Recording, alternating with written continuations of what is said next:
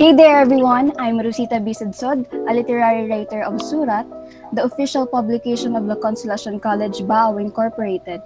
I'm here to tell you that we are now recruiting new members for the new school year. If you are interested, you can contact us via our Facebook page or just ask your advisors for they will direct you to the current SURAT moderator. Thank you. Hello and welcome to BISARA Podcast with your host Louis J. Corporal, Gina Denverhoven, and Rafael Evangelista. Today, the hosts talk about alternate history and revised facts. Open up Wikipedia, have an encyclopedia handy, and on to the show. Hey guys, ako po si Rafael Evangelista na naman. Ito po yung, may bago na po yung mga kasama ko ngayon. Wala na po yung dating host. On break sila ngayon, so introduce ko na po yung dalawa. Mag-introduce na kayo yung dalawang host. Hi po, I'm Ginny Denverhoven and I'm a sports editor po sa the school publication sa SURAT, and I'm currently a graduating student grade 10. And well, this is me, Louis J. Corporal, your EIC of Schools Publications Surat, and now a member of BISARA. I'm really grateful to be here today and I would like to hear a lot from you guys. Maraming salamat nga pala sa mga nakikinig at nakatutok sa ating BISARA Podcast of the Day. Hello, mushi-mushi nga pala sa ating mga kasama kay Rafael at kay Jeannie. Good afternoon, guys. Magandang hapon. So guys, kayo, kumusta naman kayo? Kumusta yung araw ninyo? Parang antok-antok pa tayo eh. Yes. To start the day, masyadong mainit ngayon at maraming kailangang gawin sa buhay. Maraming kailangang tapusin yung activities para pumasa bagong pag-graduate. Ikaw, Denver, kumusta naman ang araw mo? Same lang po kuya, marami rin pong gagawin and maraming pending tasks. Pero hanggang paunti-unti po na uubos na rin sila. Yes. Maya-maya yan, tapos na yan, ubos na yan. Hindi ako relate dyan guys, tapos na lahat ng tasks ko. Ay, sana all! Yo! Okay, di naman, not to brag naman. Sana all. Napakaganda namang pakinggan, tapos ka na sa iyong mga modules at mga activities. Naway pinagpala ka ng Panginoon upang sila'y tapusin ng maaga, di ba, Denver? Ano po kayang feeling niyan tapos na sa mga activities? Yes. Very liberating guys. Very liberating talaga. Yung matutulog ka gabi-gabi na wala kang iniisip, ay nako, napakasarap yata yan sa feeling. Siyempre. Binaka-problema ko ngayon eh. Okay, so anyway, ang topic namin ngayon is what if. So guys, what if? Ito, may prompt ako. What if nga hindi nangyari yung COVID-19? Anong meron sa atin yan? Anong kalagayan natin yan? At tingin ko na talaga, kaming yung batch namin, nakagraduate kami niyan. Di ba, Louie? Naka face-to-face. Face-to-face graduation? Nung grade 10, kung walang COVID-19. Oo, completion yan, rap completion. Completion pala. Yes, that's completion ceremonies for grade 10 pupils, ay students pala. Atensya. Well, I guess, sana nakita pa natin pagmumukha ng mga classmate natin bago sila nagsipaglayas at nagsipagpunta kung saan ang parte ng mundong gusto nilang puntahan. Nagsipaglayas. Bago sana nagkahiwa-hiwalay sa lako, di ba? Ang sarap yata nun sa feeling na makita sila for the last time na suot-suot yung mga uniforms and having their certificates on their hands. Yeah, very, very, parang memorable naman pag ganun. Yes, I'm wishing for the best for today's completers, the batch of Denver. Yes, di ba Denver? Yay! Opo, thank you kuya. Yes, we're wishing you for the best. Sana magkita-kita kayo. Dati matulad sa amin, watak-watak agad. Yes. Parang nakakasad masyado. One thing nga po yung na-note up nung classmate namin sa online class, parang wala lang, he was just sad, anxious, and he was scared to reach the finish line of this academic year. Kasi in our online class, konti lang po kami, 9 to 11. Ganun lang po kami dami sa online class. So you know that we bonded really po. And yun, he said na baka matulad lang nung ibang school years na after ng academic year, biglang parang hindi na magiging friends as close as kung ano yung meron kami ngayon. And I do have the same concerns. Just because that, yun nga po, sila yung mga nakasama mo for the whole academic year and na walang face-to-face. And sila lang yung nakakasama mo, nakaka-interact mo. So sad. Yeah, kasi baga lalo na ngayong panahon na walang face-to-face, tapos yung mga online talaga, sila talaga yung nag-bonding talaga ngayong panahon na to. Compared sa mga modular na magkita-kita lang kami pag may mga trip sa sentro, kaya yung online talaga, nagkita-kita araw-araw, parang almost same na sa face-to-face class. Pero lang na walang face-to-face talaga. Pero at least, nakakausap kayo niyan parang in a school environment, ganun. Nagkakaroon sila ng mga bonding together, nagkakaroon ng tawanan on the spot, Yeah. nagkakaroon ng sharing of ideas, yung kapag naisip mo may mga pagkakwentuhan ka, di ba? Parang ang sarap-sarap na sa feeling na hindi ko naranasan kasi ako isang modular din. Okay lang yan bro, okay lang yan. And it was so frustrating to be a modular student, na just like me, na medyo tamad din gumawa ng modules on time. Like, gumagawa lang ako ng modules mga Friday or Thursday. Minsan, nag-start din ako ng Thursday. Tapos, darating na yung time na mag-submit na tapos di pa rin tapos. It's so frustrating. Tambak na naman yung gagawin mong assessments, yung activities. Like, nakakapagod ulit-ulit na lang ganun every time. Kalain mo yun, for the past ilang months na, mga 9 months na yata tayo, na ganitong nangyayari sa buhay for this school year, ay nakakaraos naman kahit palaging tambak yung ating mga gawain, di ba? And nakakamiss lang talaga yung interaction between the classmates and yung mga naging groupmates mo na din, lalo na kapag meron kang research. Ang sarap sa feeling pag may research. Yeah, similar dun sa pinag-usapan namin yun sa episode about studying habits. Talaga, wala tayong masyadong control sa natin schedule. Kaya nahihirapan talaga ng sobra, lalo na yung mga modular students. Kasi yung mga online students naman, at least sila, binibigyan sila ng time ng mga teachers. Tapos meron sila mga deadline limit na hindi tulad sa atin na set na kada week once bibigay tayo. Kanila talaga yung meron talagang time, tapos may panahon sila para gumawa. Kahit on the spot, gumagawa rin sila. Yes, yung mga nagiging disadvantage lang yata ng mga ganong mga mode of learning for this year, yung mga nakababad ng computers for almost ilang hours yan, mga 7 to 8 hours yata, nakababad yata sila ng mga computers, mga gadgets, babad yung kanilang mga mata sa radiation ng mga technologies ng mga gadgets. Parang ang hirap nun para sa pag-aalaga na rin at the same time ng iyong health, di ba? Tapos pag-aalaga ng iyong grades na sana pumasa ka din for the next academic school year, di ba? True. So anyway, pag-isipan natin kung what if hindi nangyari yan. What if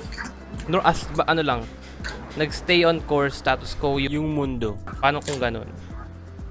I would like to hear muna po yung thoughts ni Kuya Louie. Mag-go Louie. Wow! Yung thought ko, simple lang naman. Parang, if ever hindi nangyari yung pandemic, we'll say na everything's just going normal. Kaso, yung magiging economy natin, hindi na magiging kasing productive ng nangyari nowadays. Kasi, di ba, kung isipin nyo, nung pumasok yung pandemic, mas na-push yung mga tao na maging innovative, pumasok sa entrepreneurship, tapos gumawa ng iba't ibang ways on how to sustain their lives.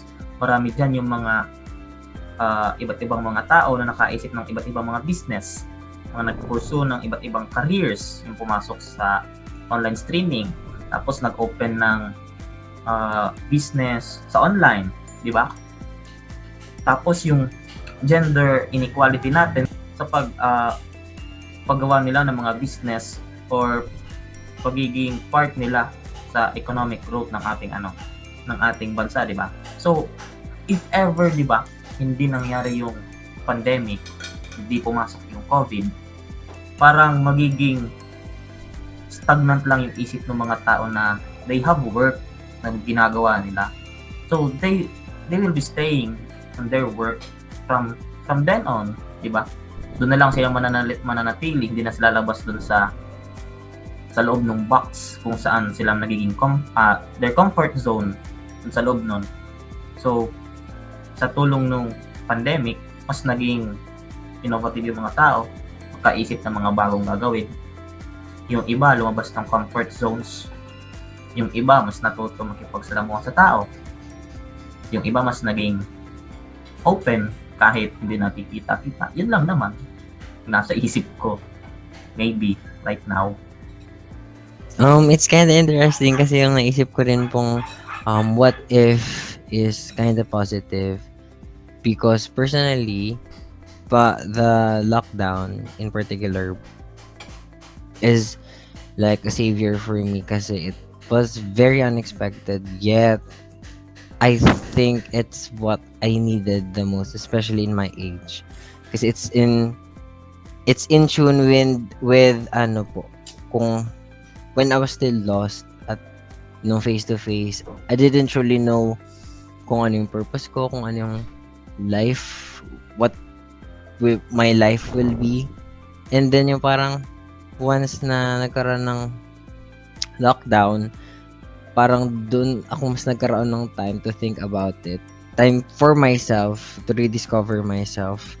Kasi nung face to face is very hectic yung schedule. You don't have time to rest. Well, maybe you do, pero it's not the rest na nabigay nung lockdown.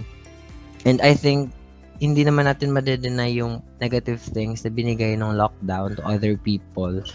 But I always look into the good perspective and good points of view that yun nga po is meron tayong mga nalalamang bagay na minsan hindi natin malalaman in normal circumstances. Parang sometimes in the darkness, we get to know how bright we are.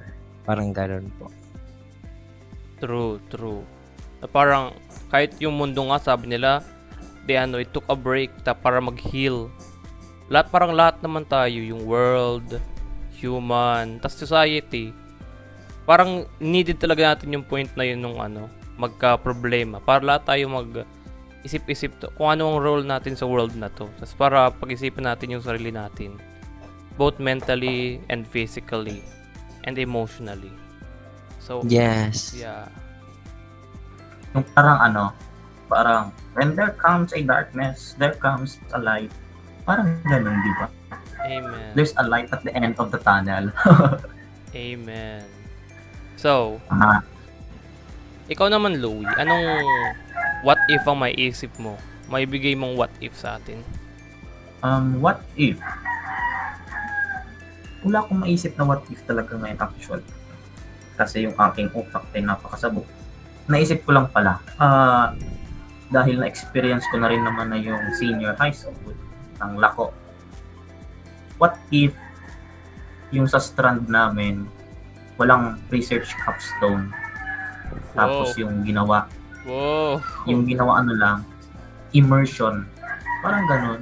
Kasi I've heard it before. Yeah, it's kind of intriguing talaga kasi, dalawang research sa isang semester pinagsasabay mo. Like, you're shooting two birds on a single pebble, not a stone. Bigay ka ng Diba? context sa listener natin na hindi alam. Kasi ganito yon. I've heard and I know na as a senior high school student, kapag nag-reach ka na ng grade 12, you'll be having a research paper na isa lang. It's either after ng PR2 wherein papasok yung 3 eyes, diba yung research paper na yon. Tapos, yung isa immersion na lang yung parang mag-OJT ka na lang. Yung based dun sa strand mo, papasok ka sa isang work kung saan maiti-test talaga doon kung ano yung capabilities mo, ano yung kaya mo, ano yung naituro sa'yo nung senior high school program ng school. Tapos, there it comes na nandito sa Lako, walang immersion. So sad. Tapos, meron pang isang surprise. May research capstone na pumasok. So, sa amin, as a STEM student, dalawang research papers ang ginagawa namin at the same time for a single semester. We're having the 3 I's, tapos we're having the research capstone. Parang it's not like lahat naman kasi ng students kayang makipagsabayan sa paggawa ng research paper di ba?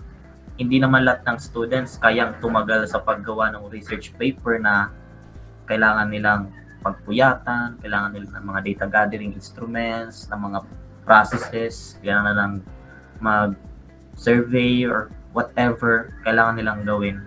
It's not everyone kaya yung gawin, di ba?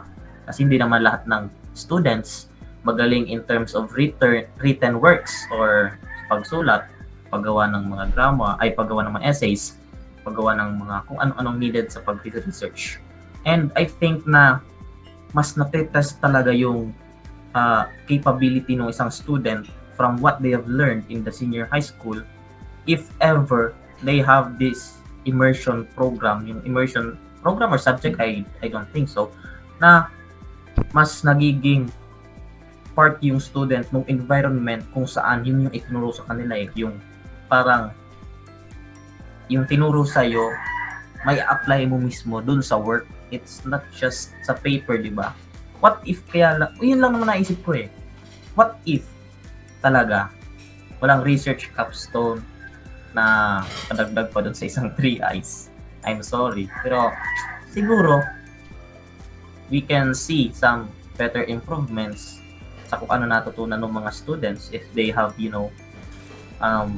have their immersion program or subject kung saan mas na-test talaga yung capability nila, kung ano yung natunan nila, kung ano yung nakuha nila from school, di ba?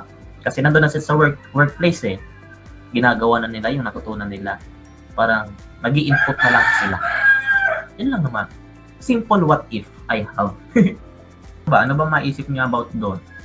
Well, actually, may pinsan kasi ako na, siya ngayon, doktor siya ngayon sa BMC. So, and then, dati, nung February, may contest kami sinalihan. Tapos yung, yung team niya about sa very specific na, sa nursing, na kung anong dapat gawin ng nursing para mag-learn sila ngayong panahon ng new normal. Tapos, ang naman explanation niya sa akin, kasi ako naman ABM student, hindi ko rin alam yung ng STEM. Pero based sa explanation niya sa akin, kasi siya nga, nag-graduate siya nung precipice nung pandemic. So, malapit na pero di siya naabot nung pandemic. Kaya, buti na lang. Ang explanation niya sa akin na, in medical field, pinaka-important sa kanila yung practical knowledge. Instead na yung mga puro lang mga ACADS na ganun. Kasi in medical field baga ang pinaghahawak nila yung mga pasyente talaga, actual life ng people. So experience is what is put at the forefront instead of knowledge. Kasi without experience, paano ma-handle ng maayos yung yung situation, paano mo ma-analyze yung nangyayari. Baka bigla ka mag-freeze. Tapos mga ganun na kahit split second lang, very important sa life ng tao. Mga emergency ganun. So kailangan nila ng matutunan talaga on first hand. Yun lang naman ang opinion ko dun sa bagay kasi hindi ako STEM so hindi ako relate. Pero siguro kung wala sa capstone, tas kung napalitan siya ng mga immersion na ganun, siguro kasi marami rin akong kilalang STEM marami silang mga hinanakit sa dalawang research. Hindi naman siguro sa teacher nila, pero baka yung stress lang nag-build up dahil sa sabay-sabay yung same na gagawin. So I think parang sila. Tulad sa amin sa BES, kami kasi sa ABM, actually nag-immersion talaga kami. Nagawa kami ng sariling business. Pero instead na inside the school, outside the school. And yun, nahirapan nga kami nun, pero masaya siya. May point siya na nagsabayan siya na sa research, pero hindi naman siya yung super kasi na-control pa rin namin yung business hours namin and yung research namin. Na parang naayos namin yung merong hindi nakahabol na maayos, na stress rin. Pero at the end of the day, may important kaming natutunan, practical knowledge about how to run a business, how to advertise your business, how to appeal to customer, mga ganun. So I think important rin talaga yung mga immersion na yan. Instead na puro lang tayo ACADS. Yun yung side natin as the one who experienced it.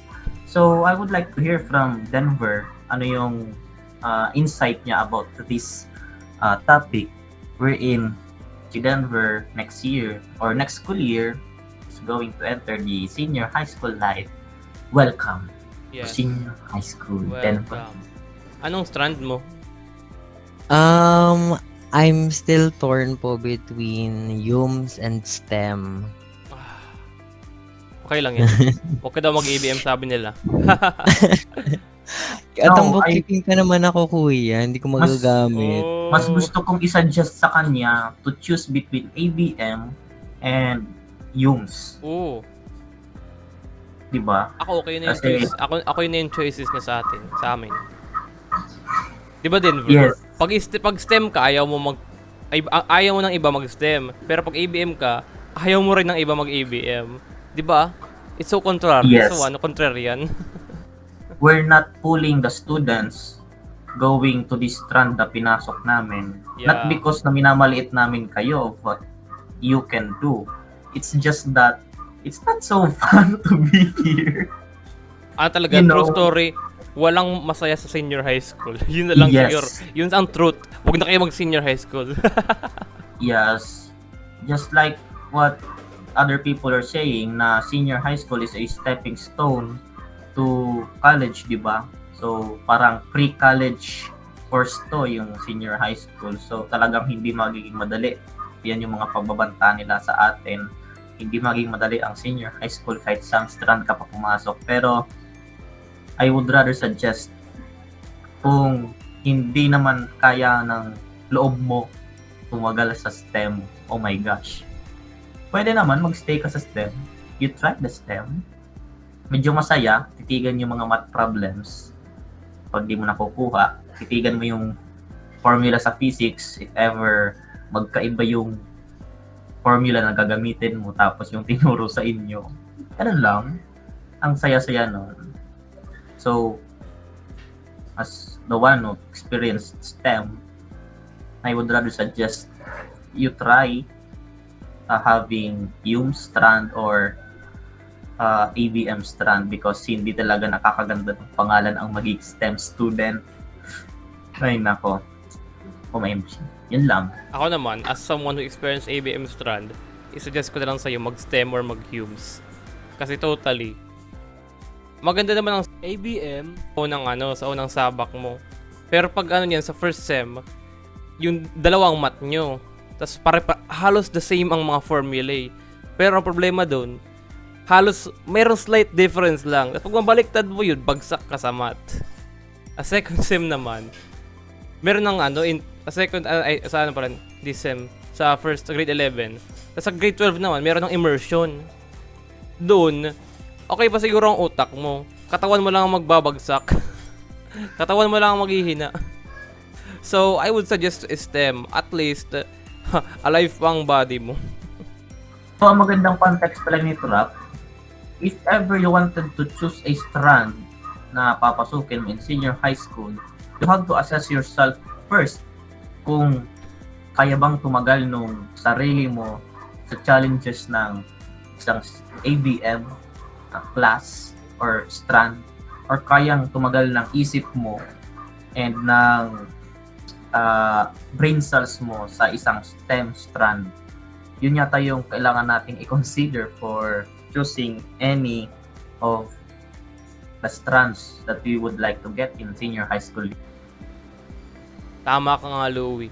Tulad nga ng sabi nung dakilang philosopher, si Sun Tzu. Know yourself, know your enemy, and you shall never fear the result of 1,000 battles. Kasi pinaka-importante talaga, alamin natin muna bago tayo sabak sa isang bagay. Para hindi tayo mabigla.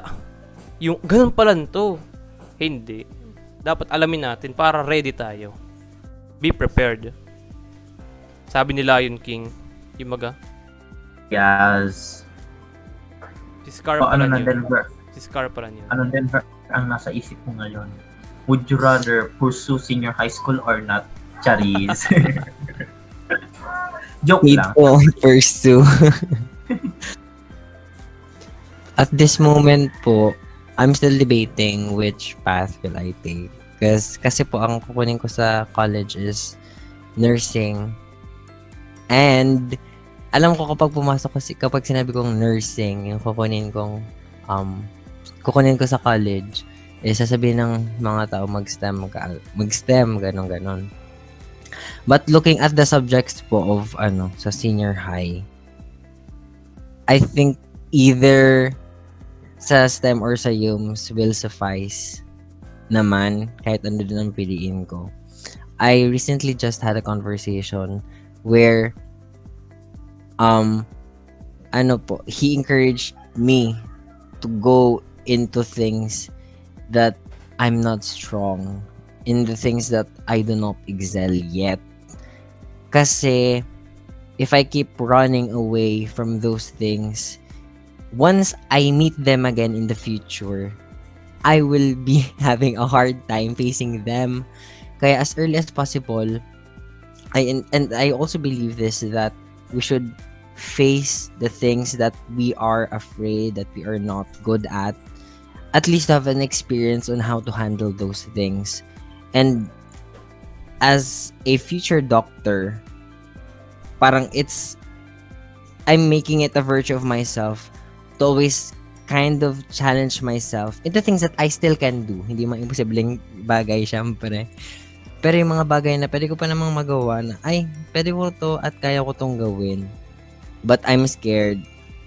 Pero, my fear shouldn't get the best of me. Something like that. So, I'm comfortable in UMS, if ever man po. And I'm still debating if I'm going to be a STEM student. I think, and I believe that it is challenging based from the stories that I'm hearing.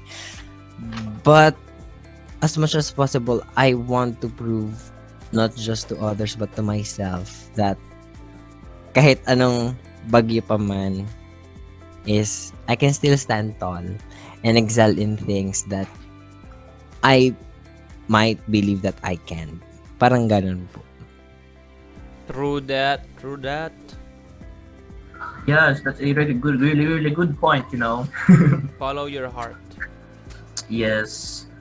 Do That- what is that- best for you. Yes. We should develop things na mahina tayo or parts na mahina tayo doon. So, at least, pwede nating maihabol dun sa mga kaya nating gawin, di ba? Not just supplementing what we have, but also helping things that we are weak dun sa mga bagay na mahina tayo. We have to develop it, di ba? That's a really good point, ha? Tulad nga nung saying, strength is not the acceptance of fear. Mali. Strength is not the absence of fear, but the acceptance. Parang ganun. Yes. Sinaside po namin pala yung writer nun, kung sino man siya. Sino man siya, Hindi ewan natin ko lang. nakalimutan. Parang sa movie Yes, ko po. narinig yun eh. Parang yung yung may zombie si Will Smith. Parang movie ni Will Smith. Well, so sa final na naman, ikaw naman Denver, what is your what if? Going back po, kuya, yung what if ko is or has a large scope. Since Ooh. lesson po na last module 22 sa religion is about the church history of the Philippines. May certain specific question po sa module namin that made me really think, and it made me excited. The question was, after learning the history of the church in the Philippines, would you rather wish the Philippines not been Christianized? Why or why not? So, ang what if ko po is, what if we're not Christianized? Because last year I've read a couple of things about the Philippine history, Philippine mythology, and how things could have been different if the Spanish people didn't colonize us, or if walang Western influence. Since um Asian countries in particular has many beliefs, many gods, not just a single god. And parang ang sinagot ko po dun is, yes, I wish that we had not been Christianized. Not on the standpoint na ayoko maging Christian, because I'm very thankful and I'm very happy that I am a Roman Catholic, kasi it taught me values and it taught me the value of life, and a lot of my morality and values that I've been using every single day is based on the Bible. But kaya ko po nasabi na yes, I wish that we had not been Christianized, is as much as I want to recognize the beauty and the good things Christianization brought upon us, I can't just ignore the horrid and disgusting things I personally experienced as a queer kid living in a westernized country. As what Jean Cristobal said, the queer people, we are tolerated but not accepted. Tolerated is more of we have to endure you, but only up to here. And that's a very sad reality.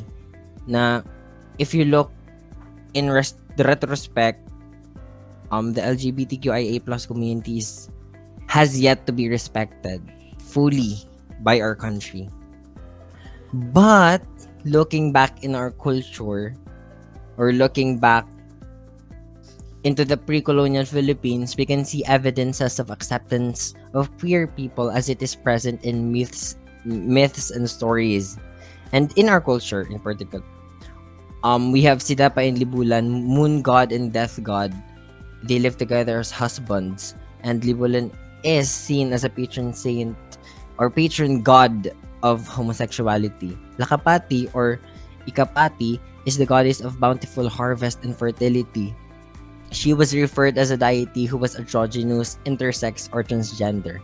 And Bathala, who is the main god of our mythology, his name means man and woman in one, and is also considered to be intersex. What I'm saying is myths mirror the people who believe in them. And these kinds of stories symbolize pre-colonial Filipinos who were open-minded and welcoming. And I personally believe that homophobia is a disease brought by westernization. And it just really sucks that yung as a supposed word of equality, freedom, and love from God, yung ating religion, Roman Catholicism, it somehow also gave birth to homophobia, bigotry, and inequality in our country. And I just can't seem to ignore, and I can't stress enough, wish the Philippines could have been a more welcoming country for people who are a lot more different. And yun, marami pa ring rights. Ang other people have other gender preferences and sexual orientation ang hindi napapasa into law. For very particular yung Soji bill. And kahit hindi na siya napag-uusapan, I think it is still a very important topic, because one of the underlying problems present during the pandemic or the lockdown is domestic abuse and gender sensitivity, which was an activity namin sa English this academic year. It highlighted some of the problems that were present during the pandemic but not fully highlighted, and one of those was domestic violence towards women and towards queer people. And I think sad lang na yung normal na wala naman talagang normal na tao, pero yung heterosexual people meron silang rights, yet like yung mga tao rin naman na tao, yung queer people has yet to be given the equity that they need. And I'm just thinking, what if our country has not been Christianized and we're living and we're swimming in the myths and stories that we had? I think every every aspect of a Filipino would have been kinder, nicer, more accepting and understanding, and would not judge you based on your gender or sexual preferences. Kasi hindi naman talaga yun ang dapat nagiging basis on how we treat other people. We should treat other people as how they treat them. And as far as I've known, if you're nice, your gender shouldn't be a blockage of you giving love, showing love, and accepting love from other people. Yun lang po. Wow, wait, wow. Very intriguing yung topic mo nga. Very intriguing. Okay, may naisip akong what if scenario dyan. Pero I need to clarify something. Di ba, instead of Christian, I said westernized. So, lahat ba ng elements from the west walang nakapunta sa Asia, sa country natin? Sige po kuya. Yung ko dun, yung problem ko dun, kasi Islam, it reached the Philippines hundreds of years before Magellan stepped foot on Limasawa. Kaya need ko ng kung include natin ang Islam sa West or include natin ang Islam sa West. I think po kuya, hindi naman galing po ba sa West ang Arabia. Islam? Arabia.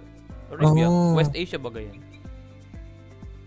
I think po ang pinopoint out ko po is yung homophobia na meron yung white people in particular.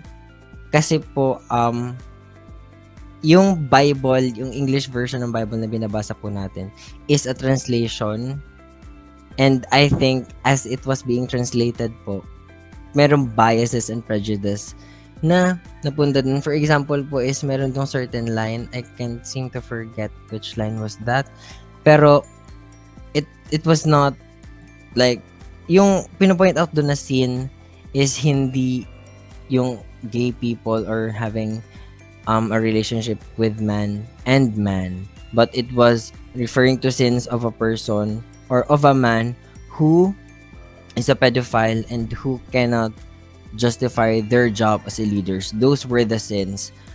Pero in the English version that was provided and is the Bible of everyone, is included yung being gay, is naging sin na siya based on translation. Kasi I don't know, I think po kasi it also emphasizes who wrote or translated yung Bible at that time. Kasi personally, as I'm writing, merong pa ring hints and colors of prejudices and biases na a-add ko dun sa ginagawa kong essay, article. Pero as a writer, we should not have those kinds of things when we were writing. We should be fair and equal as to what we are covering. Especially, I'm a sports writer. And yun lang, kuya, yung parang I'm heavily focused on the Spanish people and their belief, since when they visited the Philippines, merong mga Franciscan accounts na they're shocked of our culture, of what we're doing, of how we praise different gods, kasi for them it's something new. And maybe a part of them was afraid of those things because it was unknown to them. Because kapag ang mga tao, if it's something that they don't fully understand, they are scared of it. That's why I think education is very important. Yun po kuya, I think I'm talking about specifically yung religion that Spanish people brought. Personally, I don't believe na yung talaga, yung problem na yun nag-stem talaga sa religion, pero sa belief, yung mismong tulad na sa'yo, yung mga surat ng mga narrate ng mga events na yun. Kasi yung Bible, di ba, hindi naman siya first-hand experience. Hindi naman si John nagsulat ng gospel niya, hindi naman si Luke. Ang nagsulat nun, ibang tao naman na kilala sila, na kwinentuhan nila. So, most likely talaga, meron talagang mga prejudice na kasama doon. Over the years, ang maraming translation ng Bible, yung King James Version, yung Anglican Version, meron pa pati mga nagdadagdag pang ibang gospel. sa mga ibang religion na can be considered Christianity, pero kasi rin, I think it's a societal problem instead of a religious problem. Kasi early society talaga very prejudiced sa mga idea na hindi nag-ingrain na sa isip nila nung panahon na yun, na man is for woman, na bawal na talaga yung nature nila nung panahon na yun. Tulad ng sabi mo is the unknown. Takot sila yung maisip na yung possibility na pwede ang dude tas other dude mag-union. So karamihan naman ng tao hindi naman sila masabing coward, pero similar naman yung society itself, meron silang prejudice sa unknown. Tulad ng sabi mo na takot sila na explore yun kasi baka yung way of life nila masira, lalo sa mga in power, baka yung power balance mag-shift mula sa kanila tungo sa mga bagong radical na elements, tas yung grip nila on what they have mawala. Kasi yung belief natin sa religion naman, I don't think na dapat na mainly dun nag-stem yung problem, lalo na yung mga Spanish. Ang sa kanila kasi ang naman nila hindi naman religion based sa mga nabasa natin. Sinasabi naman nila with the cross and the sword, pero kadalasan naman ng conquest nila gamit yung sword. Sa Central America, sa Mesoamerica, yung piyatay nila yung mga ancient peoples dun, convert sila into Christian. Same rin na ginawa nila sa atin. I think talaga is a societal issue na tayo as a society are closed-minded. Most of the people are followers. Kaya karamihan tayo nag-rally sa mga taong tingin natin mananalo, magsasucceed. We flock to people who have power. Kaya bagay yung mga situation natin ngayon na sira na, useless ang information, ang facts useless na. Hindi dahil na brainwash tayo, pero dahil ignorant talaga tayo. Yung karamihan ng society ignorant. We choose not to see the faults. So, based on your what if, oo nga, ganun nga talaga. Kasi nung panahon na yun, hindi naman tayo one society. Many societies tayo. Iba-iba yung ideas. Yun nga sa Africa baga, ang mga babae rin, wala naman silang top. Lahat naman sila sa bottoms lang. Same with dyan sa south natin, sa may Nugini. Hindi naman sila yung mahilig magsuot ng mga bra. Hindi naman uso yan noon. Talagang open lang sila sa lahat. Wala silang prejudice sa kung male ka o female ka. Ganun. So, ang opinion ko, ang based on sa what if po, oo nga. West, parang yung culture ng West, siya yung doon nanggaling yung karamihan ng natin, ng both ng innovation and ng degradation ng society. Pero I don't believe na in the long run na fair natin ang religion. Kasi religion is just baka mahati ako na school. Hindi kasi based sa it's a product of what we as a society. Religion itself is product of society, not the other way around. So yun lang naman ang ko. Para hindi naman tayo maanuhan ng school Lakante natin. Ay, hindi naman joke. Ikaw, ano naman po kuya, I'm not saying that hindi maganda ang religion natin because it is a wonderful religion. As many years that I've lived part of the Roman Catholic Church, I've enjoyed every single part of it. But a part of me really wants to imagine a Philippines more welcoming, more accepting, and more understanding. Since there's so much bigotry, hatred in the world, pwede po nating sabihin na in the modern times, in the 21st centuries, people are becoming more accepting, but we are still in the face na nakakarinig pa rin tayo ng mga horrid things na homophobic people did to queer people, and it's just sad na they don't see them as people but they see them as a label of a person, which shouldn't be the case. Di ko man sabi na ano ka. I mean, para ma-clarify ko lang. Ikaw, Louie. Spicy na topic eh. Ah, Nagulat ako bigla. for me, ano lang yon. It was just like this. Our religion has its own strength naman, diba? So there's a what we call this weakness we can found within it, diba? Kasi it is just part of the influences that we've gained from those uh, colonizers who have come to Philippines, diba? They've shared these influences and these traits to us. So I think that is the reason why we are here today, you know.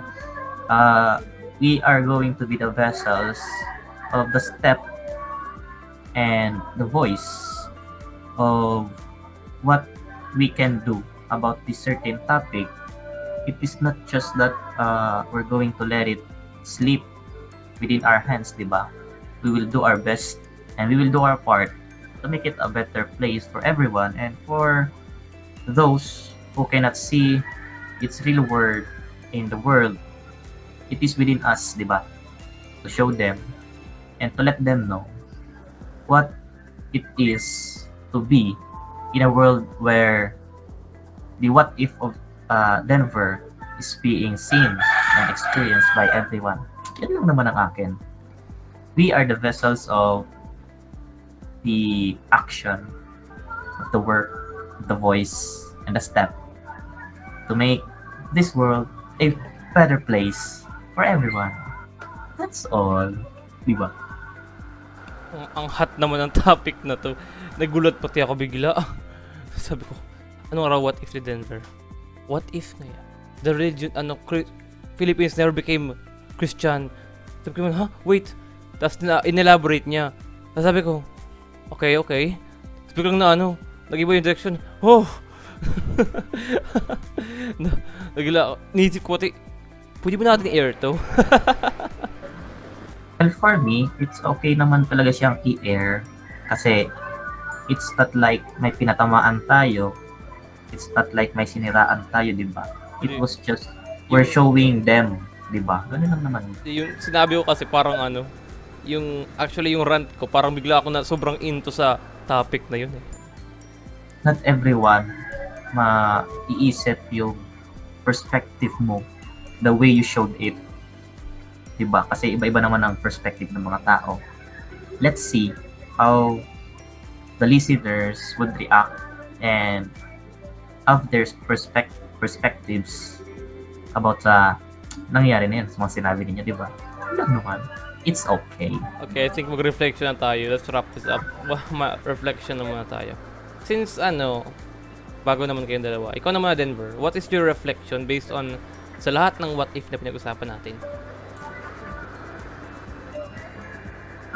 For me po kuya, what if the things that yung mga what if po natin are just some of the possibilities and we're having thoughts of what ifs kasi you are moving into different path. Ibig sabihin, hindi tayo nandun sa path na sinasabi nating what if. And that, in a sense, makes me think that kahit in any situation that we may ever be in, it's not good to always think negatively. We should be optimistic. We should be positive. Maybe not all the time, but most of the time. Because being positive really goes a long way, especially in this pandemic. And yung mga what ifs po natin is very interesting and I didn't expect it po na yun yung mga pag-uusapan natin for today. One final realization po is mayroon tayong mga what ifs about different things. But if we want to realize them and we want to put them into action, it's never too late to see and seek change as an individual. Because as we are the youth, we should bring forth the progress and the future of our country. Yun po kuya.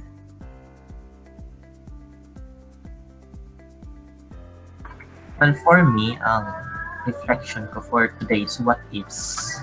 And for today's episode, um, there are a lot of things happening around us, within our environment, within our surroundings, and it is just within us how we look forward with it. Maybe if we're going to look at it negatively or positively, it is just within us how we look forward to it and how we put it within our daily lives. Kasi if we're just going to look at it and ignore it, di ba? Uh, it's not making sense anymore. Uh, Tinitingnan mo lang siya, pinapanood mo lang, tapos pinapabayaan mo lang. So, it is just that na-realize ko na pag may napansin ka, may nakita ka, you experience something, we have the chance and the power to make a difference around it and make it a better view for everyone. Yun lang naman. And that's all. Thank you. Well, ako naman, ang talaga, marami ko nasabi ngayon episode 2. Well, for me, kaya nga, same sa sinabi niyo, change. Change starts from within, from ourselves. We can't change other people if we don't know how to change ourselves. Yun lang naman ang, same lang naman sa inyo. So, mag-outro na tayo, guys. Here's the outro. Simulan mo na, Louie. Oh my God, grabe kong sabi. Yes, thank you for listening. This has been the BISARA podcast. I'm Louis J. I'm Jeannie Denver Moven. And I'm Rafael Evangelista. Tune in next time for more intriguing content. And goodbye. See you guys for our next Goodbye. videos. Goodbye, guys. Thank you for listening, everyone. Bye. Bye bye bye. This is